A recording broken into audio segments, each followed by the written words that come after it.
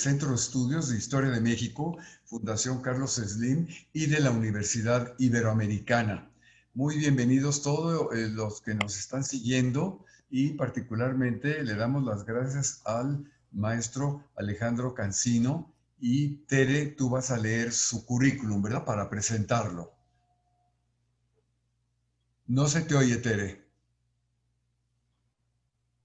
No Hola, tienes... buenas tardes. Antes que nada, padre, quiero agradecerle que haya aceptado la invitación a darnos esta plática que yo especialmente tengo mucha curiosidad por oír y ya la esperaba con ansias. El padre Alejandro Cancino de la Compañía de Jesús, además de los múltiples y muy difíciles estudios que se tienen que hacer para ser jesuita, él estudió el doctorado en Historia de las Civilizaciones en el EHESS de París, en Francia, y el doctorado en Historia por la Ibero Ciudad de México. El título de su tesis de doctorado el tema de su tesis de doctorado está relacionado con el regreso de la Compañía de Jesús, el imaginario de las misiones de los jesuitas no hispanos para el restablecimiento de la compañía. Desde el año 2014 tiene la difícil tarea de ser maestro de novicios de futuros jesuitas en la provincia mexicana de la Compañía de Jesús. Fue misionero en la Tarahumara del 2000 al 2004, de donde le surgió el interés por la construcción de la memoria histórica en la tradición oral de los ramuramis. Entre sus intereses se encuentra el diálogo intercultural e interreligioso a nivel de la experiencia. Esta es una breve síntesis del currículum del padre, pero preferimos oír su conferencia que lo que ha hecho. Padre, muchas gracias, le damos la bienvenida, tiene la palabra. Muchas gracias, buenas tardes. Les voy a compartir la presentación, le voy a poner en compartir pantalla.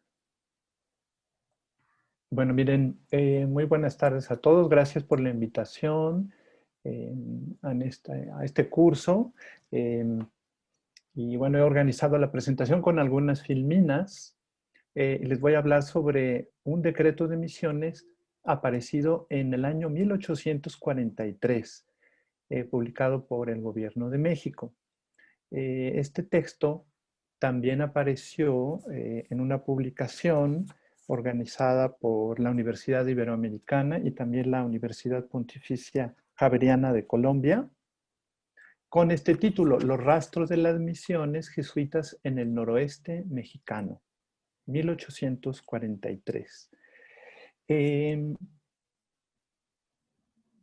Aquí está el volumen, fue coordinado por Leonor Correa, Emanuele Colombo y Guillermo Wilde. En México, en la primera mitad del siglo XIX, había algunos miembros de la Compañía de Jesús, pero no tenían misiones.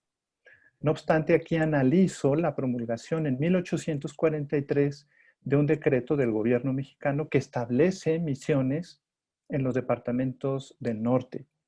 Si bien en el primer cuarto de siglo del México independiente se publicaron muchos decretos y leyes que no tuvieron efecto, estos ofrecen datos de la vida social, política e institucional de una nación en ciernes. Este es nuestro caso, porque el decreto de misiones jesuitas quedó en el papel. Esto forma parte de una investigación más amplia del doctorado, como ya lo expuso la profesora Matabuena. En esta conferencia busco responder qué factores intervinieron en la publicación de este decreto de gobierno y también los efectos de lo que desató en la correspondencia de los jesuitas de la época cuando se hizo esta promulgación. La base de la que partimos es un texto que nos inspira de Maurice Holbach sobre los cuadros sociales de la memoria. La memoria es una reconstrucción racional del pasado realizada en la actualidad desde elementos y mecanismos presentes en la conciencia del grupo. Mediante esta operación se organizan los marcos de la memoria, que son un conjunto de nociones organizadas y también son aquellas que se consiguen a partir de nociones por una operación análoga al simple razonamiento. Lo vamos a ir desplegando a medida que les comparto la documentación, las cartas y mapas y demás. Los marcos de la memoria son comunes a un mismo grupo. Este sociólogo francés nos dice que no son exclusivamente individuales. Por tanto, la memoria es colectiva. También le llama memoria social. En un sentido más amplio, la memoria de la sociedad nacional integra sociedades particulares. Por ejemplo, la memoria de la familia, o la memoria de los músicos, o la memoria de los gremios.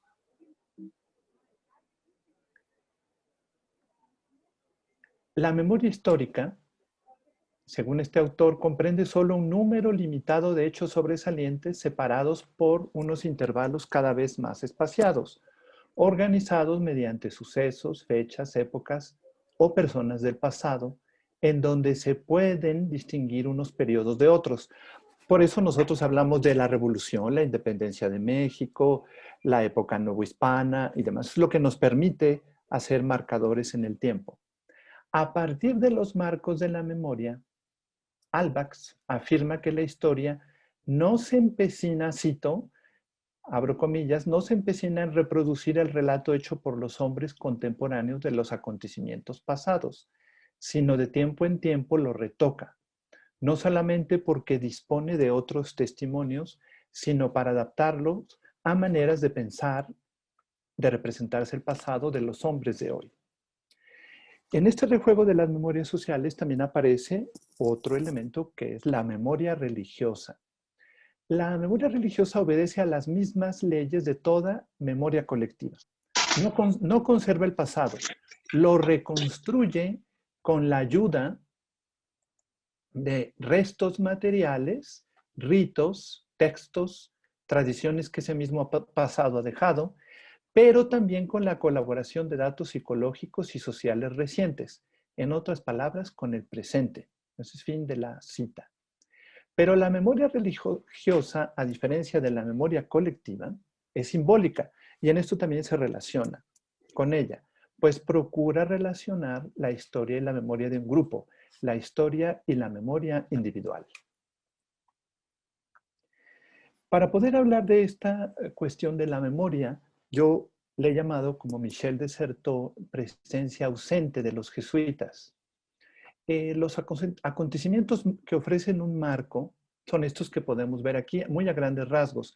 La fundación de la Orden en 1540, la llegada a la Nueva España en 1572. Otro hecho importante es la expulsión de los territorios del Imperio Español en 1767, la supresión de la Orden en la Iglesia en 1773 y su restablecimiento en 1814. Es decir, que entre 1773 y 1814 no hubo oficialmente jesuitas en la Nueva España ni en el mundo, aunque sí los hubo en la Rusia, ya que la zarina Catalina impidió la promulgación del breve de supresión de la compañía. Esta presencia ausente se juega en dos niveles, como operación historiográfica y al mismo tiempo como la movilización del recuerdo sobre la orden religiosa, y eso es lo que vamos a ir entendiendo a medida que les presente la documentación. La presencia ausente de los jesuitas en México, podemos decir en el siglo XIX, que tiene 3 restablecimientos oficiales que manejan diferentes autores, entre ellos de Corme, jesuita francés de principios del siglo XX y finales del XIX. El primero es de 1816 a 1821, es un breve restablecimiento. El que nos interesa es el de 1843, que estoy señalando acá, que tiene que ver precisamente con el decreto de misiones. Y el tercer restablecimiento, que vamos a ver cómo se da y cómo jugó en la memoria cartográfica y documental del siglo XIX. Estos son los marcos de la memoria. Ahora bien, dentro de las razones para la publicación del decreto de misiones de 1843, hay un factor muy importante que voy a destacar y que voy a desarrollar ahora, que le he nombrado el factor territorial, que muestra la fragilidad del norte de la nueva república. Y aquí hay una diferenciación bastante importante en cuanto a al territorio de la nación en ciernes o en nacimiento. Para la Nueva España, el territorio está presentado como una necesidad de hecho. Eso lo dice Edmundo O'Gorman. Y en la Nueva República, el territorio se maneja como una necesidad de derecho. Es decir, tiene que hacer todas las negociaciones que se plantean en ese tiempo para poder establecerse como una nación. A eso le llamo yo memoria territorial. Alguien muy importante en la historia de México es José Antonio Alzate y Ramírez, que nació en estos años, presbítero, estudió en el colegio de San Ildefonso, después los jesuitas fueron, como sabemos, expulsados y luego suprimidos, y es catalogado, visto como un periodista sabio, representativo de la Ilustración católica del siglo XVIII. Esta es una fracción, de un mapa que más adelante les voy a presentar en las siguientes filminas, en donde nos habla de esto. Plano de las provincias de Ostímori, Sinaloa, Sonora y demás circunvecinas, y parte de California dispuesto por don Joseph Antonio de Alzate y Ramírez, del uso del señor don Juan Joseph de Echeveste, caballero del Orden de Santiago, en México, año de 1772. Eso justo es un año antes de ser suprimida la compañía, pero Antonio Alzate usa las referencias de los antiguos misioneros. Este es el mapa que lo pueden encontrar en la Mapoteca Manuel Orozco Iberra. Está datado en 1772 y aquí podemos encontrar parte de la memoria territorial de lo que es el final del periodo de la Nueva España y también la memoria de los misioneros jesuitas, que es en los recuadros que espero que puedan ver aquí, en donde habla de Eusebio Quino y de otro padre, Wenceslao Link.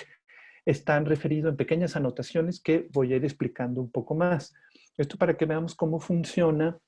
Ya no hay jesuitas, pero la referencia de Antonio Alzate ha sido tomar referencias de otros misioneros para mostrar una cartografía precisamente del norte de la Nueva España que se relaciona con el principio de la República que estamos estudiando.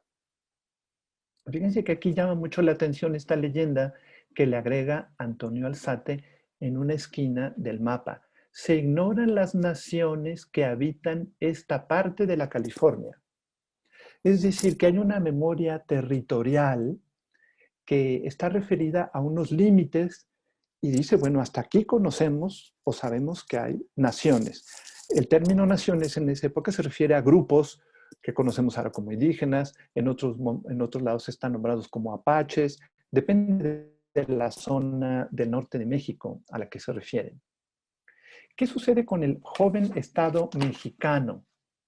Pues resulta que el joven Estado mexicano se presenta con diferentes retos. Uno es que, voy a cambiar aquí esto, porque no veo, es el Tratado Transcontinental entre España y Estados Unidos que define el límite internacional al este de lo que se conoce como Estado de Texas.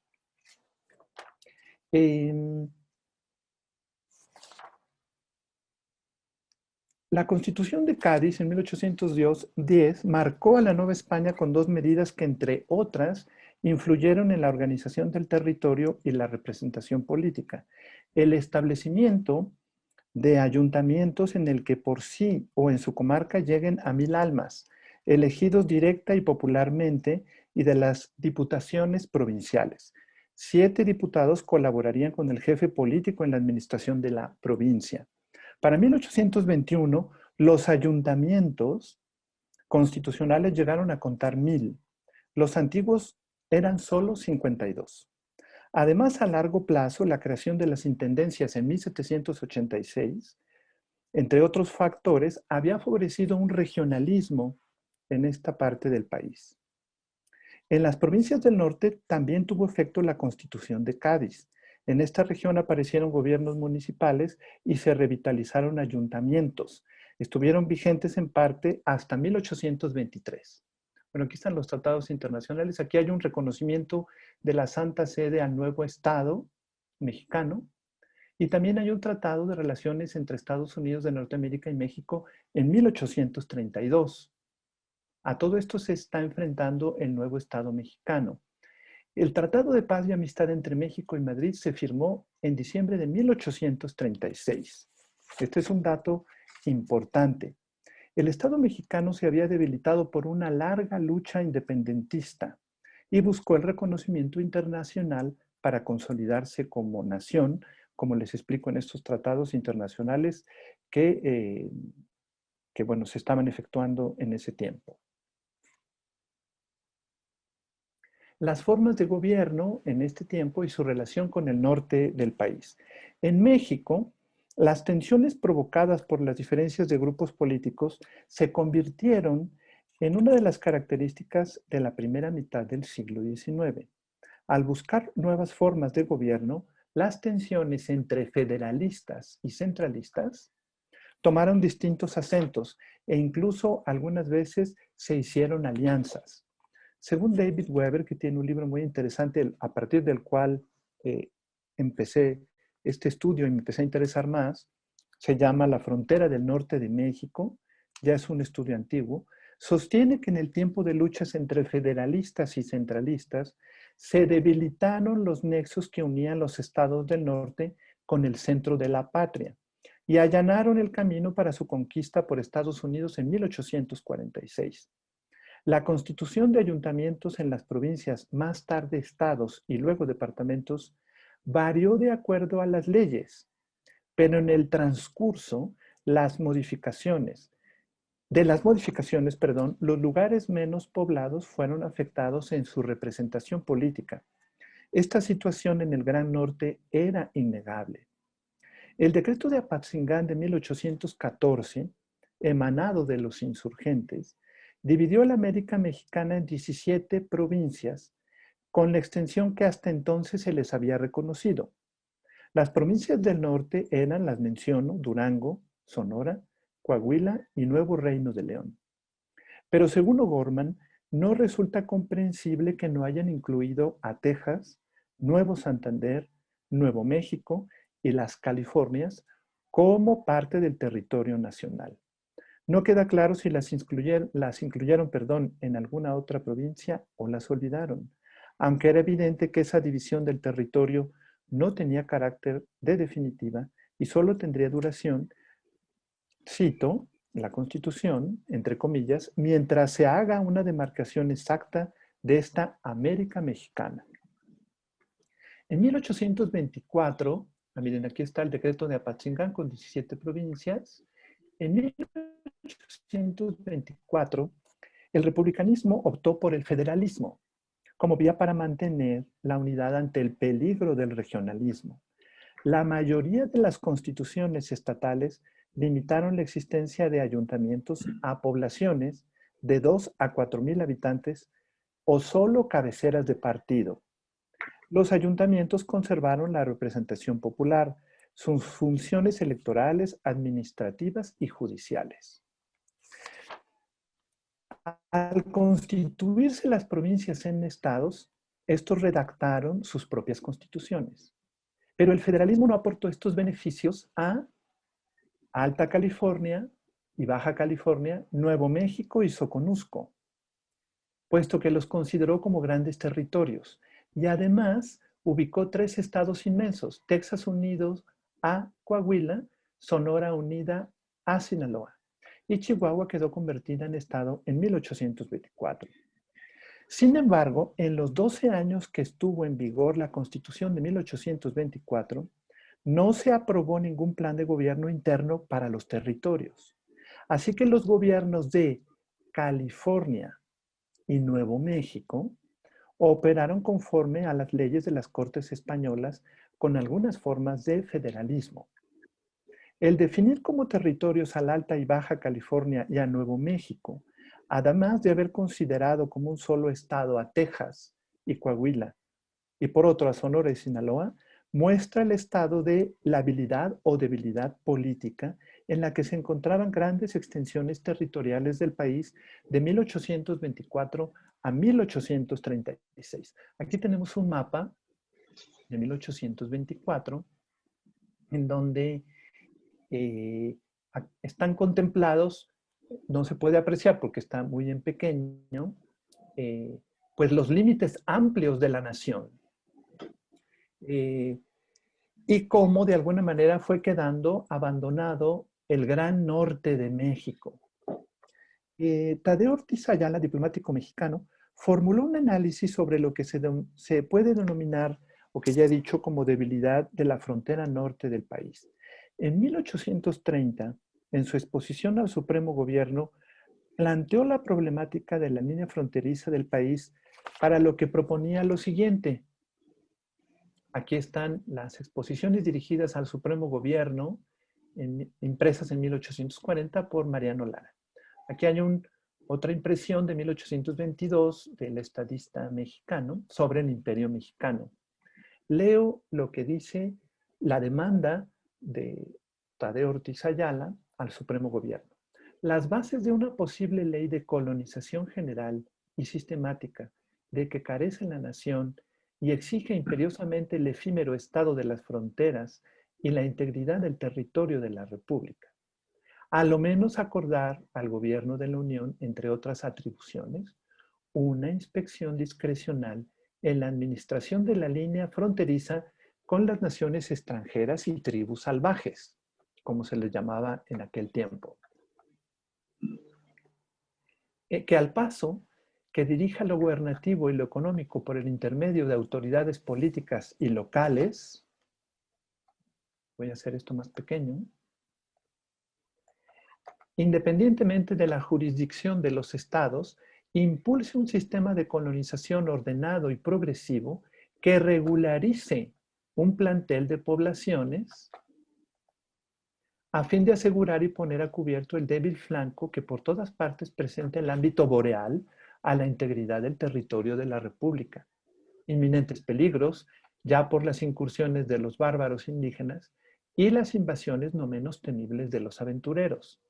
Y ya finalmente por las pretensiones y miras de las naciones vecinas, especialmente hacia los términos de Texas, esto es 1830, Nuevo México y Alta California, cuyo abandono por más tiempo irremisiblemente acarrearía la pérdida total o parcial de tan importantes puntos, con desdoro y detrimento general de la nación y su gobierno, que a todo trance y a costa de cualquier sacrificio debe prevenirse aprovechando los momentos. Este fue un aviso muy importante a propósito de lo que estaba en riesgo en esta nación naciente y en estas tensiones entre centralistas y federalistas. Pero hay otro elemento muy importante que les voy a comentar que tiene que ver con la población. A finales del siglo XVIII, en el norte, de lo que era entonces la Nueva España, la escasa población en relación a la extensión territorial era una realidad muy fuerte. Por ejemplo, en 1793, el porcentaje de la población en el noroeste y noreste de la Nueva España representaba solo el 11.5% respecto del resto de la nación. Por ejemplo, México, Puebla y Tlaxcala concentraban el 39.9% de la población. Si tomamos en cuenta a grandes rasgos la extensión territorial del noroeste y noreste de México antes de la guerra con Estados Unidos, se puede calcular que en la zona noroeste y noreste había 0.15 personas por kilómetro cuadrado, sin contar los diferentes grupos étnicos esparcidos por la región que no vivían concentrados en pueblos. En 1838, por ejemplo, el noroeste, que incluía Sonora, Sinaloa, las dos Californias, Alta y Baja, Durango y Chihuahua, representaba solo el 8.7% respecto de la población total de México. Aquí les presento otro mapa a propósito de lo que significaba la República Central. Esto es 1837 y como pueden ver, bueno, parece que este mapa fue modificado porque se ve que está rayado, y vemos aquí la frontera. No se puede ver el detalle porque no lo puedo agrandar. Pero quiero comentarles lo siguiente a propósito de lo que significó en 1840 el centralismo. Para este tiempo hubo un fracaso claro del primer centralismo. El Estado se encontraba en bancarrota. Había amenazas externas e inestabilidad por movimientos separatistas y aspiraciones militares. Una nueva alianza entre federalistas moderados y centralistas, estimulada por los intentos de separación de los departamentos de Sonora, California y Yucatán, contribuyó para la redacción de las bases orgánicas del 14 de junio de 1843, que se va a empalmar con lo que veremos más adelante con el decreto de misiones del mismo año. De nuevo participan como actores 2 departamentos del norte y además Yucatán, territorios periféricos para lo que significaba los grandes territorios y la concentración de la población respecto del centro y los extremos, especialmente noroeste y noreste. En 1844, los miembros de la Cámara Baja del Congreso mexicano debatieron la definición de una provincia de frontera. Y fíjense a quienes llamaron provincia de frontera. Incluyeron a Chiapas al sur, Alta California, Nuevo México y Texas por el norte. De 1821 a 1843, los gobiernos mexicanos introdujeron en la frontera una mayor autonomía política que en la vida en la Nueva España. Sin embargo, su defecto fue la inestabilidad. Aquí está un resumen de lo que les voy a leer a continuación a propósito de la territorialidad en la frontera. El defecto fue la inestabilidad y surgieron entonces los ánimos separatistas. En este contexto, Manuel Castañares solicitó al gobierno de México mejorar el sistema judicial de California, ya que esto sin duda contribuiría a generalizar el espíritu de nacionalidad, esto entre comillas, estoy citando a Castañares, que lo mantenga unido a la República, en oposición con las ideas que ingeniosamente se han ido introduciendo para segregar de ella esa interesante y rica porción del territorio. El departamento que llevó al extremo el separatismo, como sabemos, es Texas. En 1836, los centralistas otorgaron a Texas establecerlo como departamento, pero no cambió el ánimo separatista de la población. Ya antes, una nota importante sobre esto, en 1813, Bernardo Gutiérrez de Lara había declarado a Texas y a la República Mexicana independientes de España, para que veamos cuál era el nexo de la población y de la gente que estaba allá a propósito de su referencia con el centro, que estaba muy lejano de estos lugares en esa época. Otro de los elementos fue el ataque de indios armados en el este, trueque de ganado por armas y pólvora provistos por los Estados Unidos desde hacía 50 años aproximadamente. Además, otro factor muy importante de esta disminución de la territorialidad en cuanto a presencia de instituciones fue el decaimiento sostenido de las misiones en el noroeste y noreste en el último cuarto del siglo XVIII y principios del siglo XIX. Esto no nos vamos a detener porque esto lo explico más en la tesis que esperemos pronto sea publicada en unos años. Me detengo, ¿qué pasó en esta investigación del doctorado con las misiones jesuitas que fueron abandonadas a partir de 1767, cómo se fueron recuperando, algunas por franciscanos y otras por curas doctrineros? Pero eso debilitó la presencia en esta franja amplia de la población del noroeste de nuestro país. Los indios fueron, los indígenas que atacaban se les llamó bárbaros desde fines del siglo XVIII. En 1831, estoy en esta parte del decaimiento de las misiones, al decaer el tesoro público, no se dieron las raciones a los indios que se acostumbraban en los presidios de la frontera, lo que contribuyó, según el estadista Agustín Escudero, a la alteración del orden y sirvió de estímulo a los indios para reanudar el trueque de ganado por armas, pólvora y otros artículos, todos provistos por los Estados Unidos del Norte.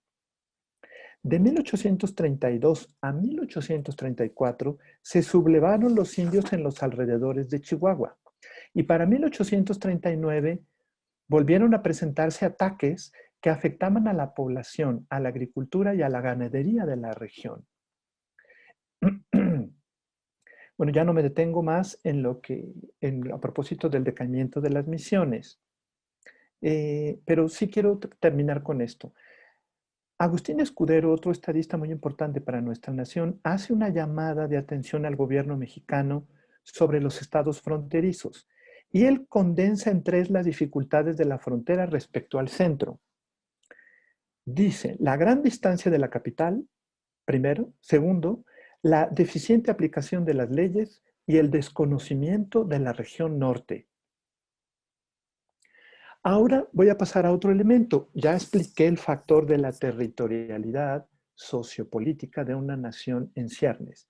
Ahora voy a pasar a las estadísticas de la presencia de los jesuitas en el siglo XIX, porque el decreto de misiones es un decreto sobre las misiones jesuitas. En esta estadística pueden ver a grandes rasgos, fíjense, el restablecimiento de la Compañía de Jesús en México. Y aquí está el número de jesuitas restaurados en México, en nuestro país, de 1817 a 1864. El total de jesuitas se ve en amarillo, está un poco borrosito, porque casi es lo mismo que la plantilla. El siguiente es el de los escolares, es decir, estudiantes jesuitas. Si ven, hay hay 14, 15 aquí, llega a haber 20, y luego hay una disminución en 1840 y disminuye. Otros son los hermanos coadjutores en azul más fuerte y en azul claro vemos a los sacerdotes. El amarillo viene siendo el total. En realidad no llegaron a más de 40 en 1820, incluyendo a sacerdotes. En 1816, que es justo antes de este año que está en la estadística, se efectuó el restablecimiento de los jesuitas en México por la cédula real del 3 de mayo, donde se confirma el restablecimiento de la Compañía de Jesús en los dominios de Indias e islas adyacentes. Y además en ese año manda la devolución y la restitución de las casas, colegios, iglesias, hospicios, residencias, bienes y rentas, excepto los ocupados en tiempo de la expulsión y además los enajenados por otros títulos o los aplicados a objetos públicos. Esta real cédula la podemos encontrar en el Fondo Eusebio Quino de la provincia mexicana. Para 1820 vemos aquí que hay 39 jesuitas, constaba de 15 sacerdotes, 3 escolares, 4 hermanos coadjutores y 7 novicios escolares y 10 novicios coadjutores. Pero esta situación duraría poco tiempo. El decreto de supresión de la Compañía de Jesús por las Cortes de Madrid el 17 de agosto de 1820, que se publicó en México hasta 1821, provocó esta caída que vemos aquí. A partir de ese momento, la mayoría de los jóvenes en formación dejaron la orden. Son los de naranja, fíjense esta caída. El resto de los miembros vivió en dispersión, es decir, los sacerdotes, que es esta, y la azul, que son los coadjutores. Pero conservaron su pertenencia a la orden y por tanto su memoria como grupo religioso. La reacción de algunos feligreses por la medida de 1821 no tardó en aparecer. Hubo protestas escritas en diferentes lugares por la disolución de la Compañía de Jesús en México. Aquí tenemos la carátula de una de las publicaciones de la época. Petición de restablecimiento de la Compañía de Jesús en Puebla en el año 1822. Aquí dice, pide, suplica, reverente, el restablecimiento de la Compañía de Jesús y quien por sostener la justicia que pide y la certeza de las verdades que escribe, está pronto a derramar su sangre. Vemos la pasión y el sentimiento de aquellos que están a favor de que se restituya la compañía en 1822. En 1841, 20 años después, aparece publicada una defensa. Esta está impresa en Lara en 1841 y voy a leer el título aunque sea un poco largo. Defensa de la petición hecha al soberano Congreso por varios individuos solicitando la restitución de la Compañía de Jesús en la República Mexicana y satisfacción a los señores editores del Cosmopolita que la han impugnado. El periódico Cosmopolita, un periódico muy importante en el siglo XIX, como otros que vamos a ver que hay también en este tiempo, en donde se establecían pues, verdaderos debates en la opinión pública. Formó el redactor de dicha petición y la publica para desengaño de algunos incautos. Vemos un poco la pasión que está en este impreso, no les puse una foto. Esto está en el Instituto de Investigaciones Bibliográficas en la Biblioteca Nacional en la UNAM. Y luego aquí transcribí una parte de Carlos María de Bustamante, que es el que se define como el defensor pues para que se restablezca la compañía. Si se me preguntase si me arrepentía de haber solicitado la reposición de los jesuitas, diría que lejos de arrepentirme, no solo la volvería a pedir, sino que firmaría mi petición con la última gota de sangre que circula por mi pecho y lo expondría a la muerte. El redactor de la representación que pide la restitución de la Compañía de Jesús en la República Mexicana. Carlos María de Bustamante va a aparecer más adelante. Él fue el que publicó la defensa hecha ante la petición que se llamaba exposición a propósito de la solicitud de restablecimiento de los jesuitas en México. En la defensa, me voy a detener aquí un poco, Bustamante afirma que a él mismo se le había transmitido durante su formación, él es originario de Oaxaca, una imagen muy negativa sobre la orden religiosa, pero que la experiencia, los años y la lectura le habían hecho cambiar su apreciación sobre la Compañía de Jesús. Entre los argumentos de Bustamante a favor de la Compañía de Jesús, menciona en esta defensa, lo que es un texto largo, se mencionan sus ministerios, la enseñanza y las misiones. Los presenta para educar a la juventud e introducir las ciencias. Y además, llama la atención, convertir a las naciones bárbaras y civilizar a los pueblos. Todo en el lenguaje del siglo XIX, se entiende. Bustamante subrayaba los conflictos en el norte. Dada la disminución del erario y los presidios que se habían debilitado, proponía restablecer las misiones jesuitas que no costarían al gobierno. Por otra parte, en ese tiempo en que la nación estaba en bancarrota, los bienes de la Iglesia, junto con los antiguos bienes de la Compañía de Jesús, representaban otro elemento crucial de desacuerdo para los grupos políticos en disputa. Por ello, la exposición para el restablecimiento de la Compañía en México, presentada por Bustamante, insistía en que no se pedía la restitución de los bienes usurpados a los jesuitas. En este contexto se publica el Decreto de Misiones de 1843. El decreto. El Decreto de Misiones de 1843, que es el objeto de nuestro estudio y que hemos contextualizado con estos dos elementos anteriores, la fragilidad del territorio del noroeste y noreste al finales de la Nueva España y su debilidad política y con nexos de dificultad de pertenencia respecto al centro ya en la Nueva República, aparece este decreto de misiones. Este fue publicado el 21 de junio de 1843, publicado por el general Antonio López de Santana en uno de sus ires y venires en La Nación. El texto íntegro está publicado en la colección Dublán y Lozano, que la pueden ver y creo que se encuentra en línea. También fue publicado en el Diario del Gobierno de la República Mexicana, en este número 2927 del Ministerio de Justicia e Instrucción Pública, en esta fecha que estoy señalando aquí con el puntero rojo.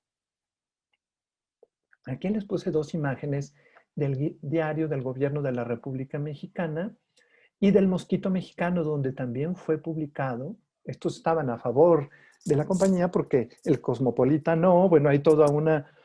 Habría que hacer todo un estudio a propósito de las facciones en las publicaciones de esa época, los pensamientos o las líneas de pensamiento. Todas estas son imágenes de la Hemeroteca Nacional Digital de México, de la Biblioteca Nacional. Ustedes los pueden ver y consultar. Hay algunas cosas que están digitalizadas, otras no. Ahora vamos a pasar al texto íntegro del decreto de misiones. Voy a leer. Lo dividí en 4 partes para que no fuera tan pesado. Esta es la fecha, aquí está el decreto de gobierno, y dice, establecimiento de misiones jesuitas, Antonio López de Santana, etc. Sabed que considerando que los medios de fuerza y conquista no han sido suficientes en más de 300 años para introducir los usos de la civilización en las tribus bárbaras que habitan todavía algunos de nuestros departamentos fronterizos y que los talan y destruyen, haciendo una guerra salvaje y sin cuartel. Continúa el mismo texto. Que la religión de la Compañía de Jesús era como se llamaban las órdenes en esa época, que la religión o que la orden de la Compañía de Jesús se ha dedicado siempre con laudable celo a la reducción de los indios bárbaros, predicándoles una región dulce, humana y eminentemente civilizadora. Que varias autoridades de aquellos departamentos y muchos ciudadanos de los que más se distinguen por su adhesión a los principios liberales bien entendidos, han recomendado esta medida como muy capaz de contribuir a la seguridad del territorio donde residen las tribus errantes. Continúa el decreto. Y que esta institución es admitida en los Estados Unidos y en otras repúblicas de América, sin mengua ni perjuicio de la forma de gobierno republicana, ni de las libertades que tanta sangre ha costado establecer en América, en uso de las facultades que me concede la séptima de las bases acordadas en Tacubaya y sancionadas por la voluntad de la nación, he tenido a bien decretar lo contenido en el artículo siguiente. Y aquí termina lo que promulga el decreto. Podrán establecerse misiones de la Compañía de Jesús en los departamentos de California, Nuevo México, Sonora, Sinaloa, Durango, Chihuahua, Coahuila y Texas, con el exclusivo objeto de que se dediquen a la civilización de las tribus llamadas bárbaras, por medio de la predicación del Evangelio, para que de este modo se asegure la integridad de nuestro territorio. Por tanto, mando se imprima, publique, circule y se le dé el debido cumplimiento. No me voy a detener en todos los detalles del decreto, pero sí quiero destacar que los departamentos del noroeste y noreste están contemplados en el contexto de fragilidad territorial, política y administrativa que les comenté hace un momento. ¿Quién es el autor o promotor del decreto de misiones? Que el decreto de misiones haya sido publicado en tiempo de la presidencia del general Santana no quiere decir que haya sido de su iniciativa. David Weber, que les comenté hace algún momento, escribe que Santana había hecho la promulgación del decreto y que Carlos María de Bustamante tenía ideas parecidas. Ahora bien, correspondencia cotejada con otros escritos confirma que el promotor principal fue Bustamante. Carlos María de Bustamante, insurgente, cronista, muy polémico de la época, historiador y legislador mexicano, vivió en estas fechas. Aquí está una digitalización de su rostro, de un cuadro. Él escribió una carta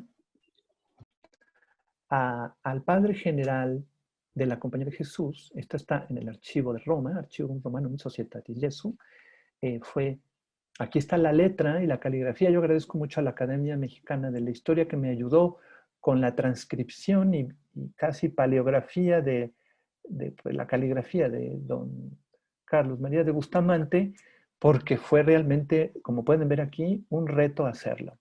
Reverendísimo Padre General, Señor mío de todo mi respeto y consideración, tengo el honor y la más dulce complacencia en remitir a vuestra reverencia o reverentísima el decreto de restablecimiento de la Compañía de Jesús, publicado ayer por bando en los departamentos de California, Nuevo México, Sonora, Sinaloa, Durango, Chihuahua, Coahuila y Texas, que he solicitado 2 años con constancia y que hasta por 4 me han dejado y no lo han hecho.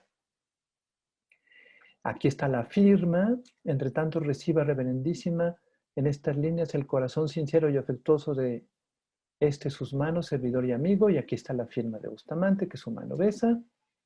Y aquí está quien va referida al padre prepósito general de la Compañía de Jesús, Rotan.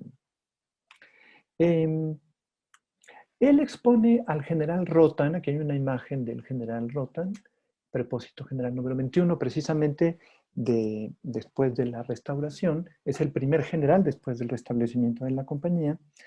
No me detengo en la carta porque tenemos ya poco tiempo.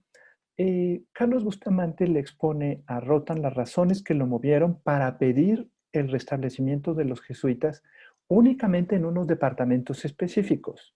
Primero, si se daba un decreto con demasiada amplitud, podría ser revocado en breve, como había sucedido ya en Madrid en 1820, y como había desatado una polémica a la cual no me detuve en la exposición del restablecimiento de la compañía y la defensa del restablecimiento de la compañía. Eso es lo primero. Lo segundo, dado los tiempos turbulentos, un decreto amplio sobre el restablecimiento promulgado por Santana no sería cumplido en Nuevo México, de donde se pedían jesuitas. Como escuchamos, de varios departamentos habían pedido misioneros jesuitas, que es parte de la reconstrucción de la memoria, porque ni siquiera los conocían, pero tenían referencias históricas. Por eso la memoria social en este estudio es muy importante, porque están recreando un pasado reciente o no tan reciente. Y por último, tercero, ameritaba ser cauto por la tormenta que había surgido en 1841 contra los jesuitas al solicitarse la amplia restitución de la compañía. Bustamante concluye en su carta, cito, que había tenido tacto político, cierro las comillas, pero que auguraba buenos resultados y pensaba que el bien de la compañía se esparciría de la circunferencia al centro, es decir, del norte de México hacia el centro o de las misiones de la capital. Como vemos, sería un proceso inverso al de la expansión de la labor de los jesuitas en la época virreinal. Para Bustamante, si la cláusula establecía que el restablecimiento, abro comillas, se haga exclusivamente a beneficio de las misiones y solo con ese objeto, no impedía que en Durango u otras partes se fundaran también escuelas de enseñanza moral y literaria, que serían, según Bustamante, abro comillas, almácigos de donde partan los misioneros, cierro comillas. Bustamante afirma que con esta manera de pensar coincidían otras personas a favor de la compañía. Voy a continuar aquí con la siguiente filmina, pero ahora no me responde. Aquí está. Las razones para promover el decreto continúa, ya les he leído esta parte, pero me parece muy importante lo siguiente. Para aprovechar la oportunidad de pedirle la gracia que resultaría en honor de la religión cristiana y en suya personal, mostréle por medio de una carta confidencial la necesidad que teníamos de unos misioneros apostólicos que aquí hay una parte ilegible, las naciones bárbaras, que hoy nos hacen guerra a muerte en aquellas partes. Aquí se está refiriendo al diálogo que tuvo con Santana y de cuyas agresiones no nos podíamos libertar porque no tenemos fuerzas militares bastantes para contenerlas y ningunos eran más a propósito que los padres jesuitas, pues sabían captar la voluntad de los pueblos y reducirlos al orden por medio de la predicación, enseñándoles además el modo de disfrutar los goces de la vida cristiana y civil. Afortunadamente, los secretarios del despacho que tenía a su lado, convencidos de la exactitud de mis reflexiones, las apoyaron con energía, haciendo muchos elogios de la compañía. Y se dio el decreto. Esta es la explicación que hace Bustamante a propósito de la promulgación del decreto. Decreto de misiones y el restablecimiento de los jesuitas en México. Por lo anterior podemos afirmar que el decreto de misiones es una medida doblemente estratégica, siguiendo la correspondencia de Bustamante con el padre general, que no está publicado esto. Por un lado, apunta indirectamente al restablecimiento de los jesuitas en México, sin causar mucho revuelo en quienes estaban en contra. Por otro, la situación de vulnerabilidad de los departamentos fronterizos por la lejanía, la inestabilidad de los gobiernos locales, los ánimos separatistas, las incursiones de los llamados bárbaros y por la presión de los Estados Unidos, sobre todo en el este, además de no tener fuerzas militares suficientes, contribuyeron para que el gabinete de Santana, aun con algunos en contra, aceptara el decreto propuesto por Bustamante. Sin embargo, el promotor del decreto, que es Bustamante, al haber actuado con tacto político, como él mismo lo define, temió no agradar al padre general, por lo que le ofreció disculpas. Esto llama mucho la atención en la carta. Toda esta postura de Bustamante expuesta a Rotan la encontramos reformulada en Apuntes para la historia del gobierno de Santana en 1845, del mismo Bustamante, donde haciendo cruce de la publicación y de la carta manuscrita, pues se comprueba que el promotor, autor del decreto, pues fue Carlos María de Bustamante. Allí, al comentar sobre el decreto de 1843, escribe Bustamante que fue aplaudido por quienes conocían la utilidad que la nación podría sacar del restablecimiento de la orden jesuita. Asimismo, Bustamante expone que habría querido que se hiciera en todo el país, pero ese ensanchamiento se esperaba para tiempos más tranquilos, con un gobierno más consolidado y sin facciones de todo tipo. Haciendo un resumen, la debilidad de la frontera norte está mediada por estos puntos. Hemos destacado los episodios de conflicto, los indios armados, que hacían trueque con los Estados Unidos. Había una fragilización de vínculos de los habitantes de la zona por la distancia con la capital. La administración política local no consolidada, sobre todo en términos de justicia. Hay documentos donde reclaman que realmente no se efectúa y entonces, pues en un estado de abandono, lo podríamos decir en pocas palabras. Y también una disminución gradual de la presencia misionera como contenedora de la población. ¿Cuál fue la reacción de los jesuitas de entonces? Porque como vimos en las gráficas, había algunos jesuitas, entre ellos pues hombres ilustres que participaron en el restablecimiento de la compañía. El primero fue el padre Luis Gutiérrez Corral, que entonces era, en ese año, era provincial de la pequeña provincia mexicana. Escribe una carta a Ignacio María Lerdo de Tejada. Este es tío del Lerdo de Tejada político que conocemos.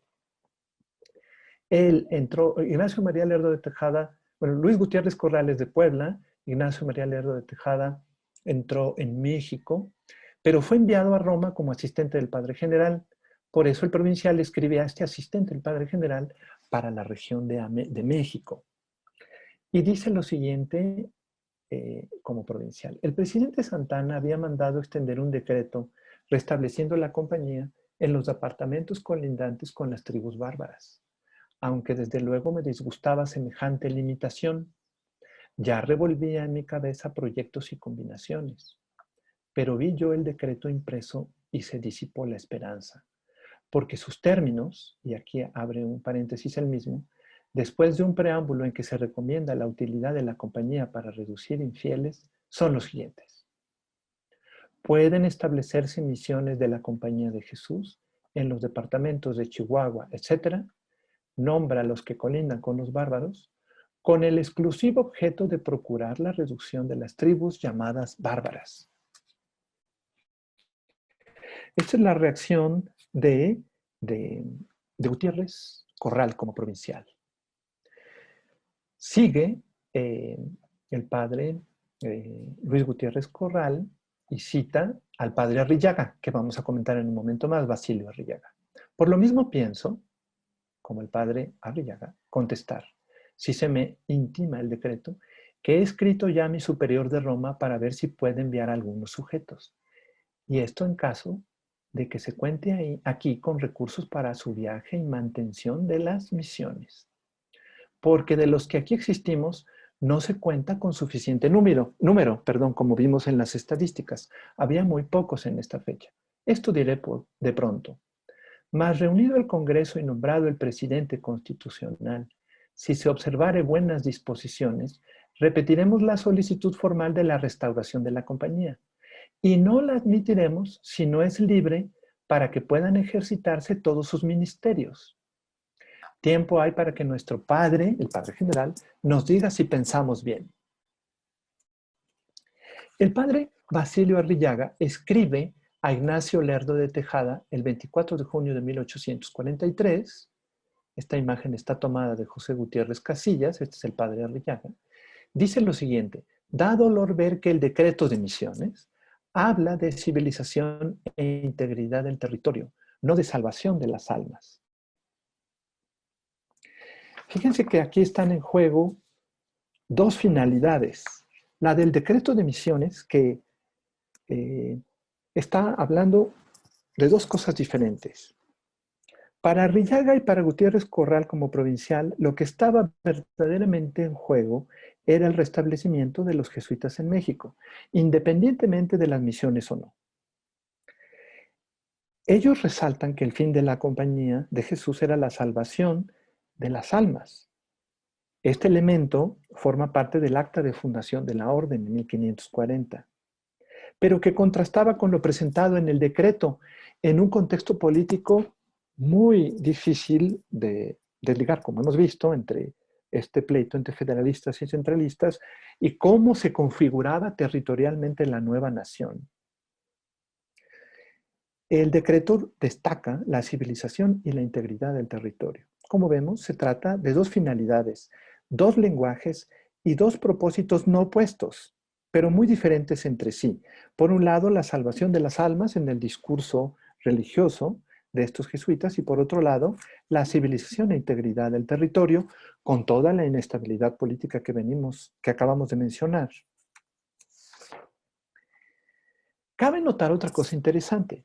Gutiérrez Corral entró a la compañía en un tiempo en el que no había misiones jesuitas en México, durante el primer efímero restablecimiento del siglo XIX. Sin embargo, ya siendo provincial ante la posibilidad de tener misiones, al recuperar datos sobre los antiguos misioneros de la compañía, se refiere al pasado, a esta presencia ausente. A esto nos referimos cuando hablamos de construcción de la memoria o del pasado. Por otra parte, una fracción del gobierno centralista liberal apoya la publicación del decreto de misiones porque pretende reforzar un tipo de presencia poblacional en la franja territorial del norte, alejada del centro, que presentaba dificultades y donde el sentido de pertenencia a México estaba debilitado por lo que se ha llamado las tendencias separatistas y anexionistas, como en Texas y en California. En estas circunstancias, para el gobierno centralista, era crucial tomar medidas para proteger el territorio de la nación. Esto ya lo acabo de leer. Este es el efímero restablecimiento. Y aquí está lo que les decía del gobierno centralista. Y yo le llamo a esto movilización de la memoria en dos términos diferentes. Uno, desde los propios jesuitas como construcción del grupo hacia sí mismo, y el otro como construcción de una nación, haciendo uso de las notas de los misioneros, de la cartografía de los misioneros, de un exalumno del Colegio de San Ildefonso, Antonio Alzate y Ramírez.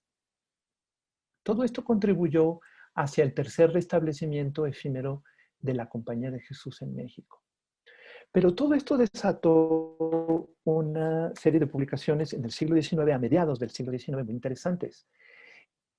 Aquí hace una referencia a Basilio Arrillaga, a Ignacio Lerdo de Tejada, que ya les he platicado quién es a grandes rasgos, sobre lo que sucedió en diferentes estados cuando salió el decreto de misiones de 1843. Si no tuvo efecto, sí hubo reacciones de los estados en juego. Y aquí tenemos el caso del estado de Chihuahua, al que se refiere Basilio de Arrillaga. De esta hay ahora alguna esperanza. Estamos hablando del restablecimiento. Porque el estado de Chihuahua decretó nuestro restablecimiento deseoso de tener misioneros que puedan aplacar el furor de los indios bárbaros que desolan continuamente aquel estado. Sigue Arrillaga. Aunque esta ley no se opone a la Constitución Federal, vino, sin embargo, como todas las de los estados, a revisión al Congreso General. Y el presidente, al pasarla a dicho Congreso, no lo hizo simplemente como acostumbra, sino llamando sobre ella la atención, lo que algo quiere decir. Esto llevó a un decreto de restablecimiento de la Compañía de Jesús en México el 19 de septiembre de 1853, también promulgado por el gobierno de Santana. Pero el Congreso Constituyente del 19 de diciembre de 1856 declara insubsistente el decreto de 1853 sobre los jesuitas. Así que este es el tercer efímero restablecimiento en el siglo XIX. Vamos a pasar a las conclusiones, aunque ya vi que... Bueno, quiero decir algo a propósito del restablecimiento porque todavía tenemos unos minutos. A partir del decreto que le estoy comentando del restablecimiento de la Compañía de Jesús en México de esta fecha, Gerardo de Corme, jesuita, francés, pero establecido en México, que murió aquí en México, en su libro sobre la historia de los jesuitas en el siglo XIX, afirma lo siguiente y que me parece importante destacar. Se puede afirmar que el tercer restablecimiento de la Compañía de Jesús en realidad se debió a la Iglesia. El obispo de Michoacán, Clemente de Jesús Munguía, y otros personajes hicieron petición al gobierno para restablecer la orden. Además, José Antonio López de Zuviría pide el restablecimiento de los jesuitas al ministro de Justicia. Este decreto ya tiene la fecha, pero para este año ya había fallecido Carlos María de Bustamante, que fallece en 1848, uno de sus principales promotores. Y también había fallecido quien fuera provincial en el momento de la promulgación del decreto de misiones, Luis Gutiérrez Corral. Llama la atención que el decreto de 1853 abarca en detalle dos elementos que habían sido cruciales para los jesuitas una década antes. ¿Cuáles son? La legalidad de la presencia de la compañía, que incluía la libertad para ejercer los diferentes ministerios y el respeto a las leyes internas del instituto. Así, el artículo primero de este decreto restablecía la Compañía de Jesús conforme a su instituto y las reglas aprobadas por la Iglesia, con entera sujeción a las leyes nacionales. El artículo segundo admitía a los individuos de la compañía que serían considerados como mexicanos aunque no lo fueran. Esto llama la atención. Según el decreto, se podrían erigir comunidades, colegios, hospicios, casa profesa y de noviciado, residencias, misiones y congregaciones donde estuvieran antes establecidos o donde juzgaran conveniente, con la aprobación del gobierno y noticia del obispo. Respecto a los bienes, se especificaba que se les devolverían las antiguas casas, templos, colegios y bienes que estaban en el poder del gobierno, excepto el Colegio de San Ildefonso y sus bienes, además de los dedicados al servicio militar. Este decreto lo pueden consultar en esta legislación mexicana muy completa de Dublán y Lozano. En cuanto a los bienes que explícitamente los jesuitas no tenían como primer objetivo recibir porque no los estaban buscando, el gobierno les ofrecía su restitución con la condición de no afectar a terceras personas, los enajenados a favor de corporaciones o particulares, los aplicados a terceros no dependientes del gobierno, los templos convertidos en parroquias o aplicados a otros institutos religiosos. Además, permitía a este decreto que los jesuitas recibieran donaciones de los fieles, pero en el decreto quedaba muy claro que las reglas del Instituto de los Jesuitas estaban sujetas a las leyes nacionales, civiles y eclesiásticas. Al parecer, la orden religiosa encontraba un lugar en la nueva nación. Sin embargo, como vemos, esta restitución duraría muy poco tiempo. Ahora sí pasamos a las conclusiones. En la nueva República Mexicana, la promulgación del decreto de misiones jesuitas en el norte del país realizada por el gobierno en 1843 se hizo posible porque los estados del norte se encontraban en inestabilidad. Esto se pudo observar por un lado en los cambios de nomenclatura del territorio, de estados a departamentos y viceversa, expresados en las constituciones de 1824 y 1836. Por otro, en las formas de gobierno, la tensión entre federalistas y centralistas, que no lograron la estabilidad política esperada en la zona norte. El ánimo separatista de Texas surgió en este contexto. Por tanto, las tentativas de los diferentes gobiernos por definir los propios límites del territorio, lo que hemos llamado memoria territorial, y darle estabilidad política al país, formaron parte de un proceso más amplio en el que estaba en juego la construcción de la propia nación en términos de su territorialidad. Y por eso me parece muy importante el peso que tuvo el imaginario o la memoria o los rastros de las misiones jesuitas. Además, las misiones que antes de la independencia habían contribuido a formar asentamientos poblacionales, en las primeras décadas del siglo XIX se encontraban en franca decadencia, sumando a esto los ataques que ya hemos visto de indios armados y la presión de los Estados Unidos del Norte, que agravaron la situación política y social en toda la frontera norte. Por otra parte, en medio de los vaivenes políticos de la primera mitad del siglo XIX, la memoria social que se tenía sobre la Compañía de Jesús en México entró en pugna al pedirse su restablecimiento en 1841. Hemos visto que el principal promotor del decreto de misiones, y no solo de este, sino del restablecimiento de la Compañía de Jesús en México, fue Carlos María de Bustamante, quien, a pesar de haber recibido una formación negativa sobre la Compañía de Jesús, se transformó en uno de sus propulsores. Bustamante, al proponer el decreto de misiones, buscaba, como hemos visto, indirectamente el restablecimiento de los jesuitas en México. Pero además, dentro de su pensamiento central liberal, tenía como imperativo preservar el territorio nacional. Y como católico, pensaba que al establecer las misiones se protegería también la frontera norte. Las condiciones de inestabilidad de la región norte facilitaron que el gabinete del general Santana aprobara el decreto de misiones.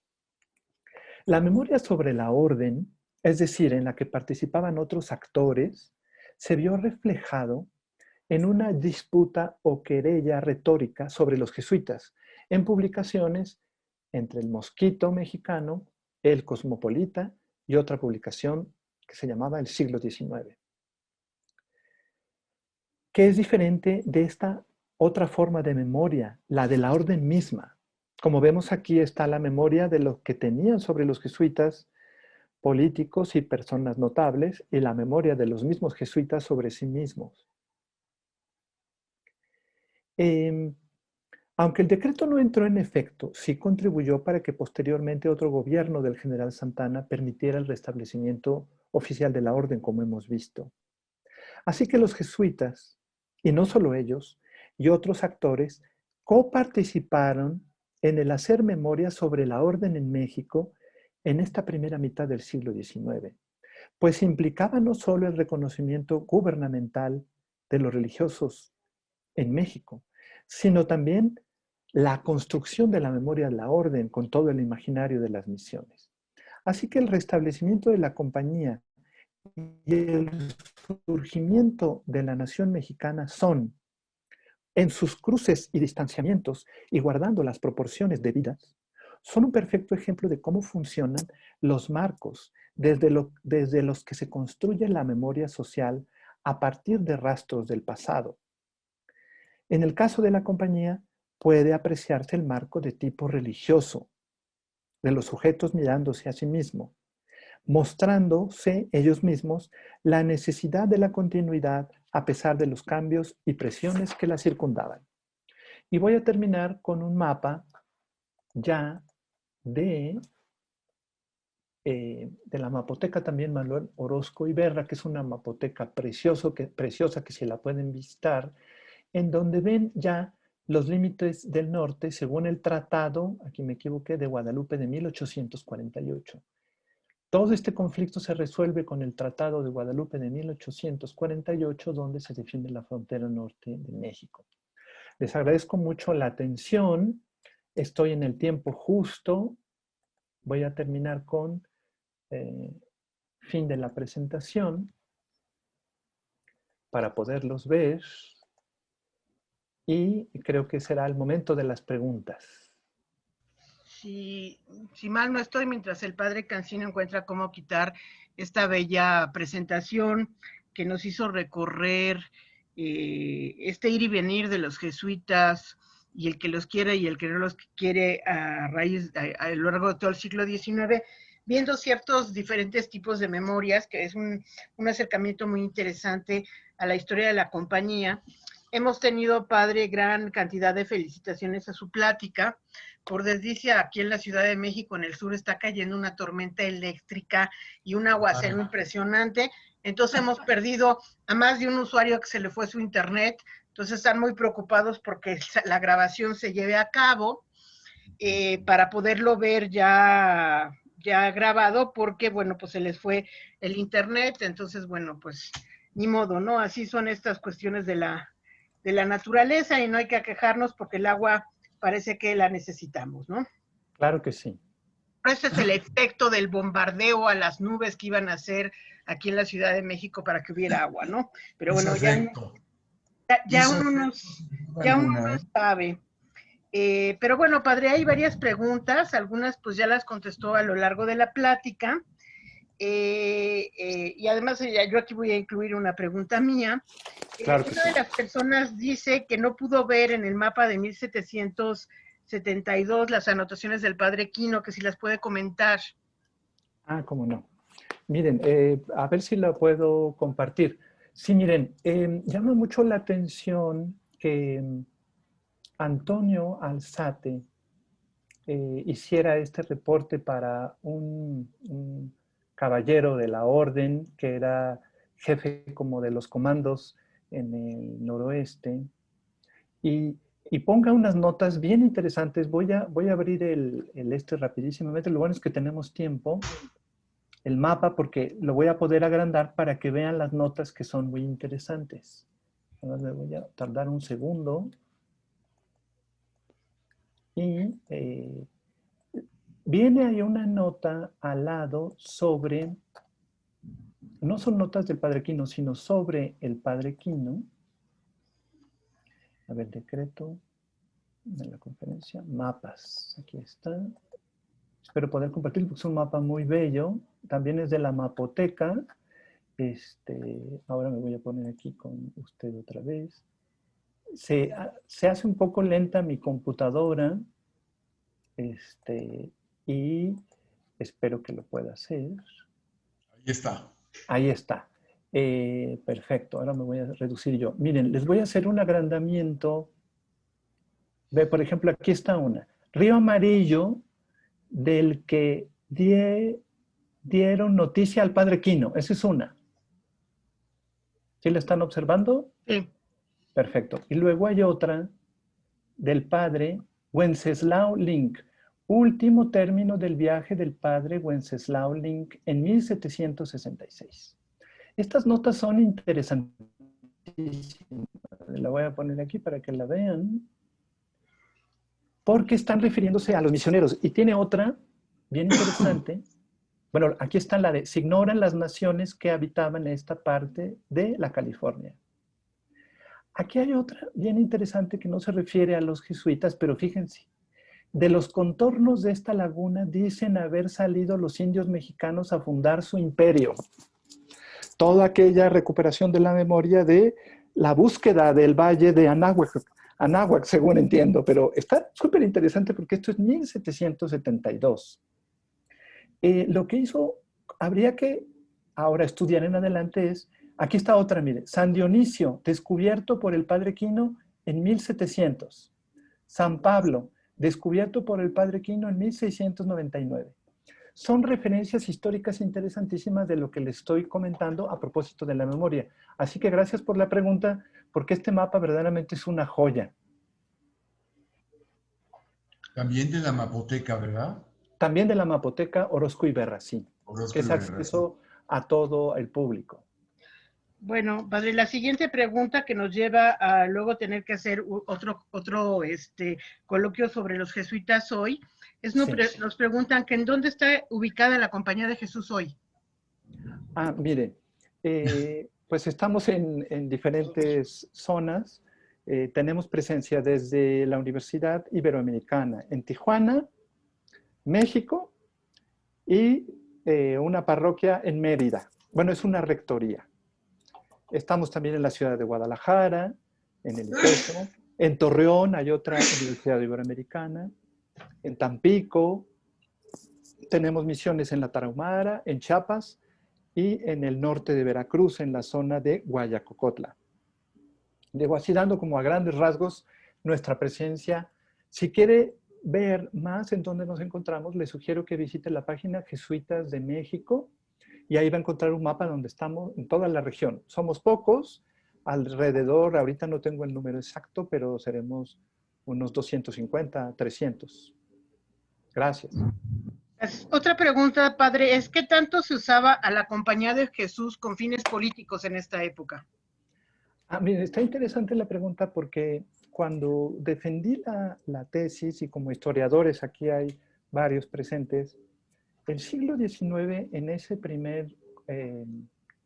primeros 25 años o 50 años es muy complicado precisamente por el acaloramiento, así lo podemos decir, o apasionamiento, tanto de una facción y de otra. Me gusta mucho la versión del Colegio de México de Josefina Zoraida Vázquez, cuando define ella muy claramente que es una postura en realidad entre federalistas y centralistas, porque podríamos encontrar otro tipo de denominaciones un poco delicadas. Encontramos en Bustamante que es un personaje controvertido, que es central, liberal y católico, pues esta preocupación por el país. Yo creo que las facciones de unos grupos y otros tenían una preocupación real por el país, solo que no se lograban poner de acuerdo. Ahora, a propósito de la compañía, fíjense que yo les presenté las estadísticas del número de jesuitas, porque como ven, había muy pocos.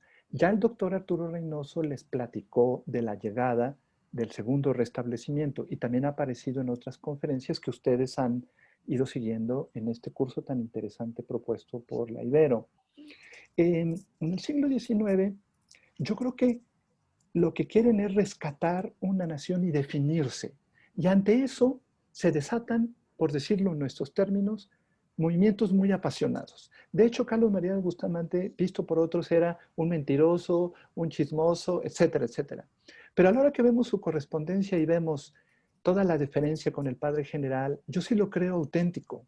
Es decir, hay algo por lo que está luchando que va más allá y tiene que ver con la construcción de una nación, sea de un grupo y de otro.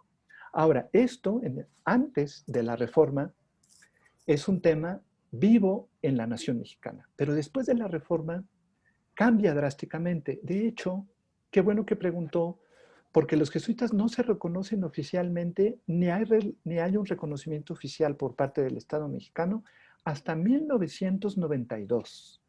1992. Para que veamos lo que significó esta reforma tan importante para el país, pero al mismo tiempo como la separación de las ideas y al mismo tiempo lo que nos configura hoy como nación mexicana. Somos cada vez menos católicos, pero hay un espíritu de catolicidad muy interesante que nos agrupa, pero también se desatan las pasiones. Así que yo creo que los jesuitas fueron objeto de pasiones de un grupo y otro, en pro y en contra.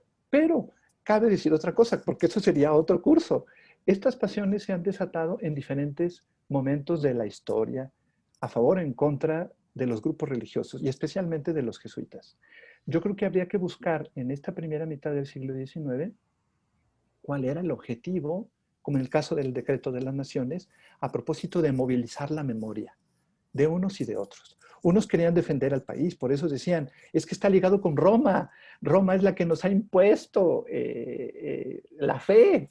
Entonces es evidente que decir, no queremos a estos aquí. Y otros decían, no, pero ayudan con los bárbaros, que era la concepción del siglo XIX.